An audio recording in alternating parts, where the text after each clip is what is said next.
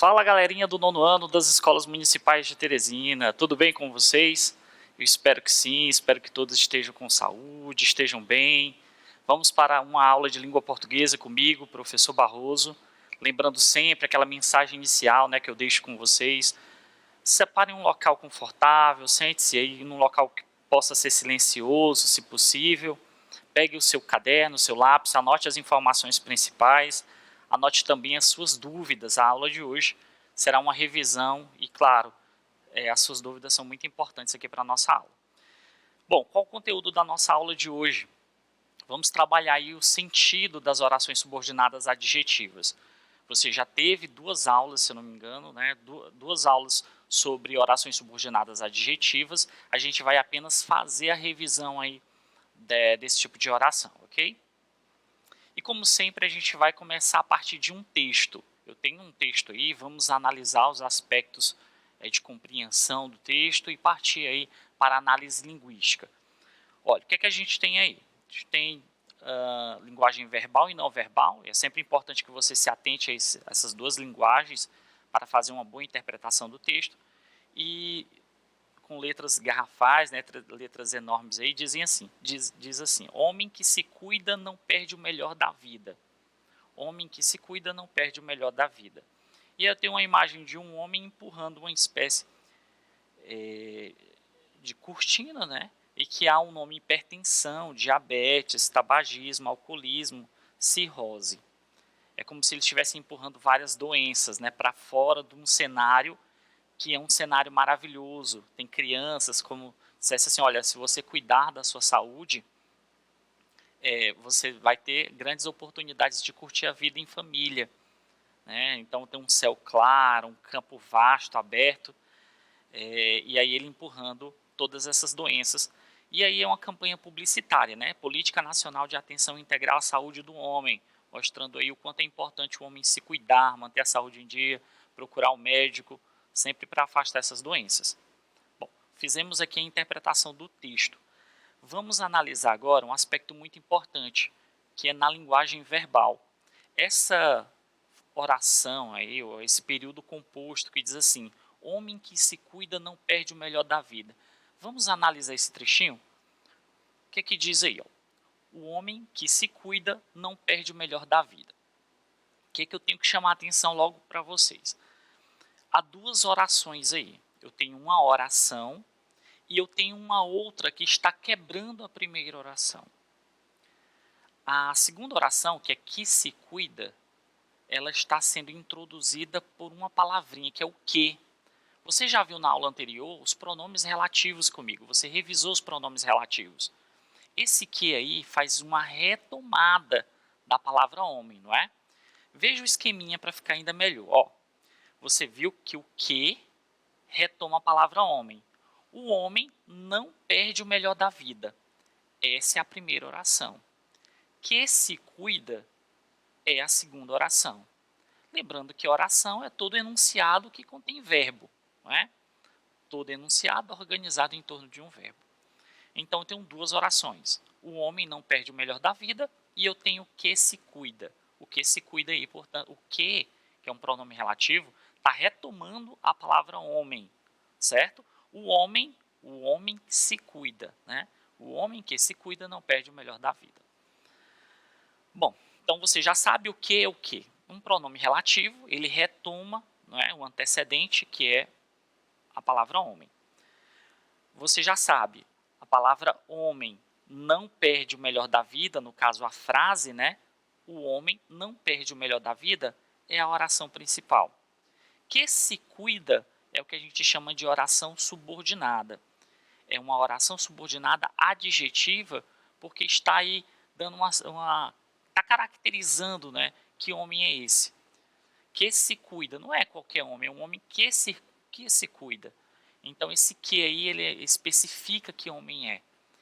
Então essa é uma das funções da oração subordinada adjetiva. Então veja, a oração subordinada adjetiva funciona como uma informação específica, certo? Uma característica ou uma explicação do referente na oração principal. Quando eu digo do referente, eu estou dizendo do referente em relação ao pronome relativo. pronome relativo ele não está se referindo à palavra homem. Que se cuida está caracterizando, está especificando, não é? Que homem é. É o que se cuida, não é qualquer homem, é aquele que se cuida, ok? Então a gente tem aí uma oração subordinada adjetiva. Tudo bem até aqui? Calma, a gente vai ver mais exemplos aí. Ó, tenho agora aqui uma notícia, né? Diz assim: cachorros sentem frio e precisam de cuidados especiais no inverno. Os cães, que são animais domésticos, sentem frio no inverno, assim como seus tutores. Expostos às baixas temperaturas, os cães de pequeno porte não estão livres de doenças sazonais, entre elas a gripe, que costuma ser porta de entrada para a sinomose. Como o frio propicia a dispersão de vírus e bactérias, cuidados veterinários com relação ao bem-estar e à vacinação do animal são a principal forma de combater doenças. Enquanto a temperatura ideal do corpo é de 36,5 graus, cães e gatos registram média de 38 e 39 graus. Hamster tem a temperatura média de 36 graus, enquanto as tartarugas, por serem animais de sangue frio, podem registrar 24 graus. Em comum a todos, o fato de o frio poder acarretar prejuízos à saúde. Felinos e cães reagem de maneira semelhante às baixas temperaturas. Os primeiros sinais de que os gatos e cachorros sentem frio são coriza, secreção, prostração, caminhar lento, longos períodos dormindo, rejeição à comida e espirros. Bom, vamos primeiro nos ater aqui ao sentido do texto. O que ele mostra? Que os cachorros sentem frio sim. Ah, professor, mas cachorro é peludo, tem pelos e tal. Mas eles sentem frio, né? E aí ele mostra durante a matéria que não só os cães, outros animais também sentem frio. E o principal, né, que ele mostra que por ter esse frio, através desse frio o animal pode ter doenças, né? E aí dá os sinais de como é que você pode saber que o animal está sentindo frio. E ele fala da coriza, da secreção, prostração, enfim. Então, temos aqui uma matéria que é muito interessante, né, sobre os cachorros, sobre os animais em geral e a questão do frio relacionados a eles. Bom, mas vamos para a análise linguística. Vamos pegar um trechinho aqui desse texto que a gente acabou de fazer a leitura e analisar. Olha aí, os cães, que são animais domésticos, sentem frio no inverno. Perceba o seguinte, eu tenho a oração principal, os cães sentem frio no inverno, e eu tenho uma oração que está quebrando a oração principal ao meio. Eu uso quebrando entre aspas, né? Na verdade, ela está interposta, né? Ela está intercalando a oração principal. Então, os cães, que são animais domésticos, você já sabe que é uma oração subordinada, adjetiva. É uma oração porque é um enunciado que tem verbo, o verbo são, né? Ela é subordinada porque ela depende da oração principal, sintaticamente falando. Então, esse que introduz aí a oração subordinada caracteriza a oração subordinada adjetiva. E aí, vamos para aquele esquema. Você já sabe, né? O que é um pronome relativo? Ele retoma qual é o antecedente desse pronome relativo. Você que já estudou comigo na aula anterior. Qual é o antecedente desse pronome relativo? Os cães, né? Então, os cães são animais domésticos. Para evitar a repetição desse termo os cães, o que é que eu faço? Eu coloco no lugar o pronome relativo, o que. Tudo bem? Bom, então você já sabe o que é um pronome relativo. E aí a gente coloca no esquema também a oração principal e a oração subordinada adjetiva. Veja como ficou bonitinho aí, ó. Os cães sentem frio no inverno, oração principal. Cortando a oração principal, bem no meio dela, eu tenho uma oração subordinada adjetiva. Professor, sempre a oração subordinada adjetiva, ela virar no meio da oração principal? Não. Cuidado com a palavra sempre, né? Você pode sim ter uma oração subordinada adjetiva que venha depois da oração principal, ok? Não necessariamente tem que vir no meio. Na maioria das vezes, normalmente vem no meio, tá? Mas isso não é sempre. Pronto, então mostrei aí para vocês duas orações. Primeiro mostrei dois textos, analisamos os textos no sentido, né, na parte semântica. Depois pegamos aí um trecho de cada um deles e fizemos a análise. Mostrei para vocês as orações subordinadas adjetivas. Agora eu quero que a gente reflita um pouquinho mais. A primeira oração que a gente pegou, primeiro período composto que a gente pegou lá no anúncio, né, dos homens se cuidarem, dizia assim: o homem que se cuida não perde o valor da vida. Não era essa o período que a gente usou para fazer análise? E a segunda foi: os cães, que são animais domésticos, sentem frio no inverno. Pronto, eu tenho essas duas orações. O que é que eu quero chamar a sua atenção?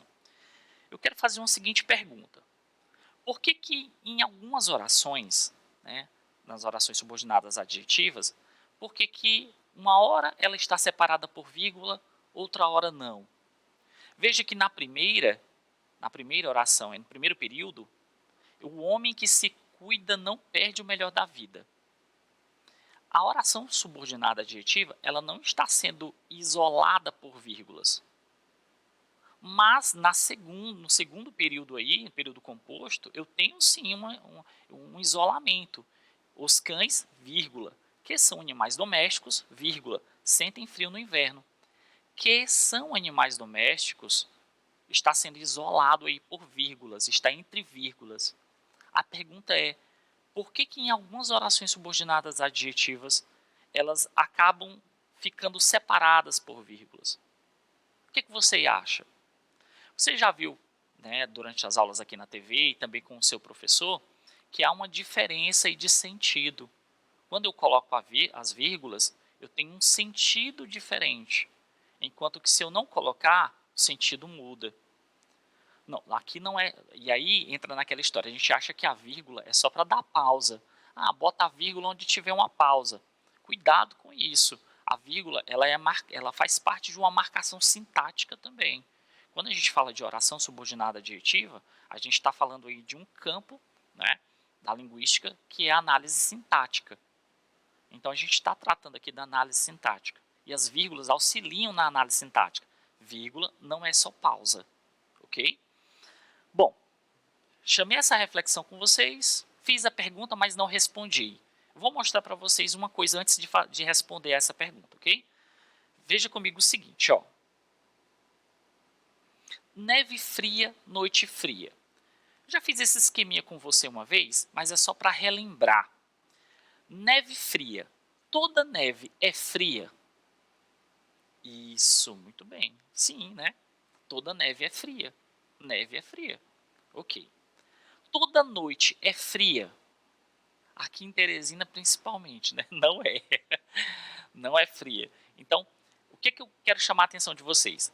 Existem determinados adjetivos, no caso, eu tenho o mesmo adjetivo fria, caracterizando dois substantivos diferentes. Um é neve, o outro é noite. Bom, quando eu digo neve fria, eu estou explicando que toda neve é fria. Portanto, isso aqui a gente chama de um adjetivo explicativo. Ok? Guarde bem isso. Aqui eu tenho um adjetivo explicativo. Quando eu digo noite fria, eu sei que nem toda noite é fria. Portanto, esse fria aí está restringindo. Há uma restrição. Como assim, professor? Quando eu falo restringindo, é dizendo, olha, não são todas. É só essa a que eu me refiro, tá? Não são todas. É só algumas, ou só é essa noite que está fria. Deu para entender? Então, alguns adjetivos possuem essa função de ser explicativo, um adjetivo explicativo, dizendo que toda neve é fria, e outro adjetivo que diz, olha, nem toda noite é fria, só algumas noites são, ou só essa especificamente da qual estou falando é que é fria. Percebeu essa diferença? Por que essa diferença é importante? Porque quando eu coloco as vírgulas, vai ter o sentido específico, e quando eu não coloco, vai ter também um outro sentido específico. Vamos analisar. O homem que se cuida não perde o melhor da vida. Vamos para o sentido, tá? Vamos para o sentido. Você já viu aí que eu tenho o homem não perde o melhor da vida, oração principal. Que se cuida é uma oração subordinada adjetiva. Como eu não tenho as vírgulas, o que é que o enunciador, a pessoa que escreveu aqui, está me dizendo? Ela está dizendo, olha, o seguinte, nem todo homem se cuida. nem todo homem se cuida. Como é que o senhor sabe, professor, que ele está dizendo isso? Porque quando eu não coloco as vírgulas, eu estou diante de uma oração subordinada adjetiva restritiva. Qual o sentido? Sentido de restrição. Está restringindo. Significa que nem todos os homens se cuidam. Entendeu aqui? Quando eu não tenho umas vírgulas separando a oração subordinada adjetiva, eu estou dizendo que aquela característica, aquela especificação, aquela restrição está se referindo ali ao homem. Nem todo homem se cuida. Professor, e se eu colocasse as vírgulas? Se você colocasse as vírgulas nessa oração, você está me dizendo que todo homem se cuida. Percebeu a diferença? Sem as vírgulas, nem todo homem se cuida. Com as vírgulas, todo homem se cuida. Essa é a diferença de sentido. Ok?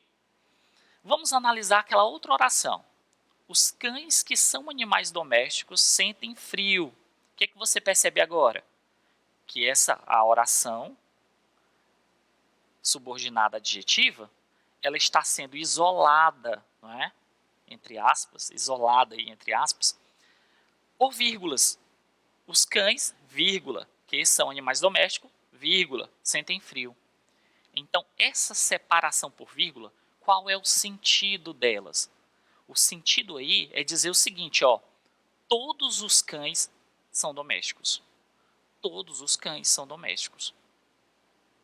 Percebeu a diferença? Com as vírgulas, aquela característica serve para todos em relação ao referente.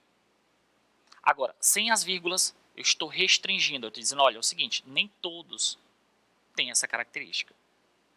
Ok? Então, quando está aí com as vírgulas, o sentido é todos os cães são domésticos. Esse é o sentido. Bom, então fizemos essa revisão com vocês. Essas características já tinham sido apresentadas para vocês em aulas anteriores. Vamos praticar. Vamos aqui aplicar, praticar o que a gente acabou de aprender. Vamos lá, Senhora. Isso aí a gente tem um trecho de um romance, não é? Muito famoso, do José de Alencar. Vamos fazer a leitura. Os homens que se aproximavam tinham interesses materiais. Convencida de que todos os seus inúmeros apaixonados, sem exceção de um, a pretendiam unicamente pela riqueza, Aurélia reagia contra essa afronta, aplicando a esses indivíduos o mesmo estalão. Assim costumava ela indicar o merecimento relativo de cada um dos pretendentes, dando-lhe certo valor monetário.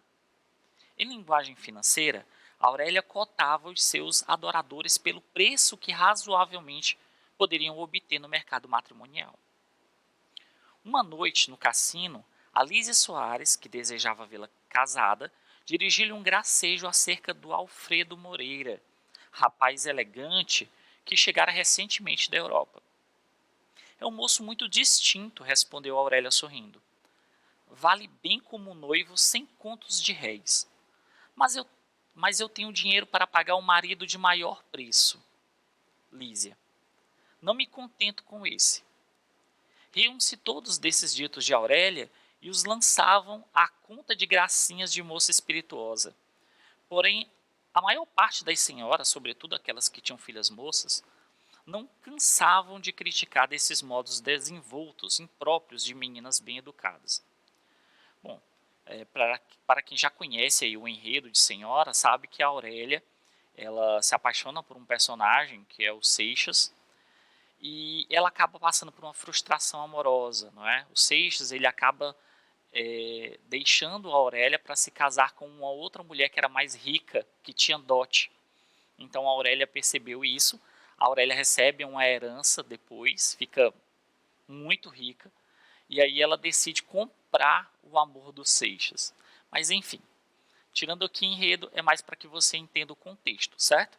Vamos analisar então, fazer uma análise linguística aqui de alguma expressão, de alguma oração. Ó, primeira pergunta, diz assim, no trecho, os homens que se aproximavam tinham interesses materiais. Os homens que se aproximavam tinham interesses materiais. A oração em destaque tem valor semântico de 1. Quando eu digo valor semântico, eu estou falando tem sentido, certo? Tem um valor, tem um sentido. De quê? Letra A, de um adjetivo. Letra B, de um pronome.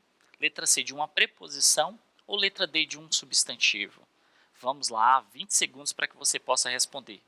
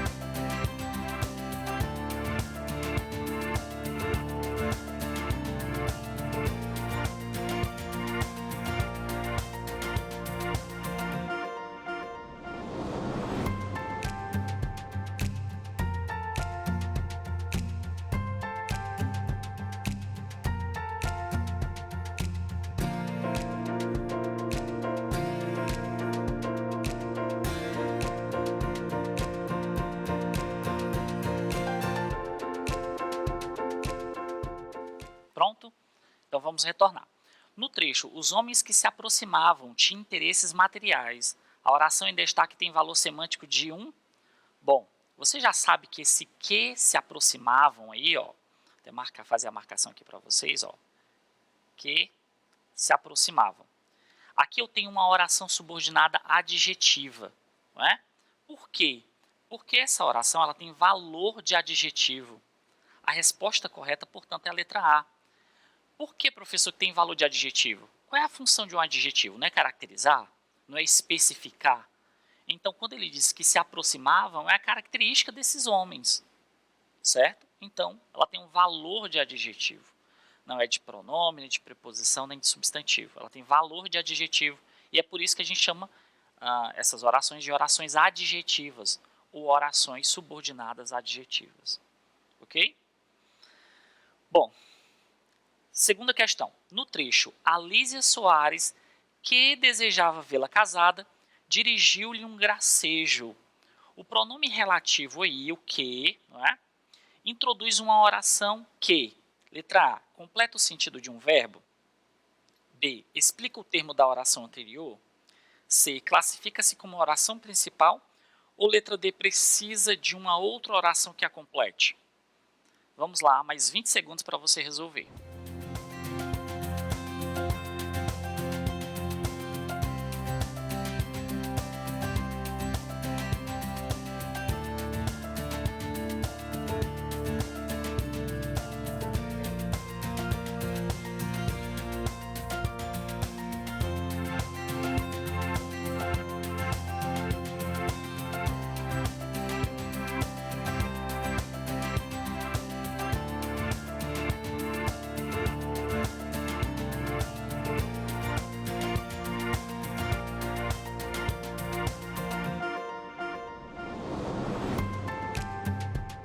Pronto, vamos voltar.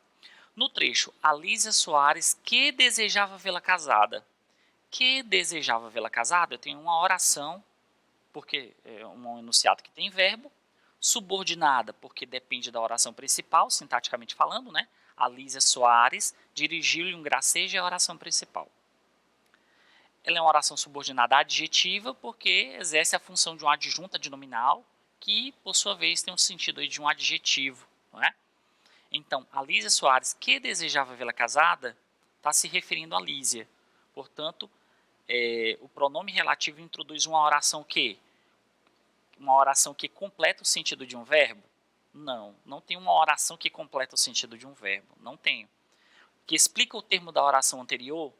Exatamente, que explica o termo de uma oração anterior. Por quê, professor? Qual é esse termo da oração anterior? É um antecedente do pronome relativo. Que desejava vê-la casada. O que se refere a quem? A Lísia Soares. O que vai estar se referindo aí a Lísia Soares. Portanto, esse que desejava vê-la casada, quem desejava? A Lísia Soares. Portanto, essa oração ela explica o termo da oração anterior. Ok? Perfeito. Vamos para mais um trecho aí. Não nos lembramos das primeiras imagens e feitos da vida, do leite do peito, das grades do berço, do móvel que se mexe sozinho. magicamente, de nos virar, nos conseguir desvirar e chorar até alguém acudir, de como jogar as perninhas para o lado, nos virar e desvirar sozinhos. O primeiro movimento que revela um domínio corporal relevante da vida, do qual nos orgulhamos imensamente, como nos erguer no berço, na cama dos pais, no chão, da primeira vez que ficamos em pé, apoiados na parede. O segundo movimento de domínio corporal, do qual nos orgulhamos imensamente, de jogar brinquedos para fora do berço, de quem são papá e mamá, de apertar bonecos que dizem: você é meu amigo, coração, coração. Quem está feliz, bata palmas, de que chorar é recompensador, do fascinante interruptor que acende e apaga a luz, do mundo dos vários botões ao redor, do mundo em que passam aviões no céu. Eu tenho um trecho aí de um texto maior, não é? De um texto maior, e mostra aí uma certa saudade, não é? Ou lembranças da infância, né? De momentos marcantes na infância da gente. Então ele vai citando esses momentos, mas citando de uma maneira interessante, usando os pronomes relativos aí. Veja um trechinho. No trecho, não nos lembramos do mobile que se mexe sozinho magicamente. O objetivo do autor com a oração destacada foi... Qual foi o objetivo dele quando ele diz assim? Que se mexe sozinho magicamente? Restringir a utilização do objeto. B. Explicar o que o objeto faz. C. Mostrar o que não lembra. Ou letra D. Esquecer as lembranças. Vamos lá, 20 segundos para você resolver.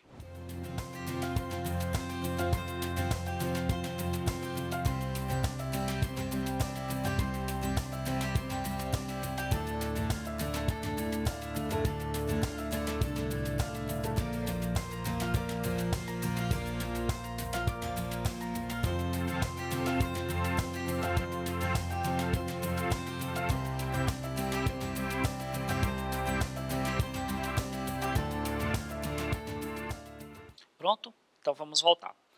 Quando ele diz, não nos lembramos do mobile que se mexe sozinho magicamente. Que se mexe sozinho magicamente está explicando o objeto mobile, né? Portanto, a resposta correta é explicar. É restringir? Não é restringir, porque quando eu tenho uma oração subordinada adjetiva restritiva, eu tenho o uso das vírgulas, não é? E aí não tem. Então a resposta correta realmente é explicar o que o objeto faz. Letra C, mostrar o que não lembra. Como é que alguém vai mostrar o que não lembra? Não tem nada a ver, né? D, esquecer as lembranças. Não, ele está procurando lembrar e não esquecer.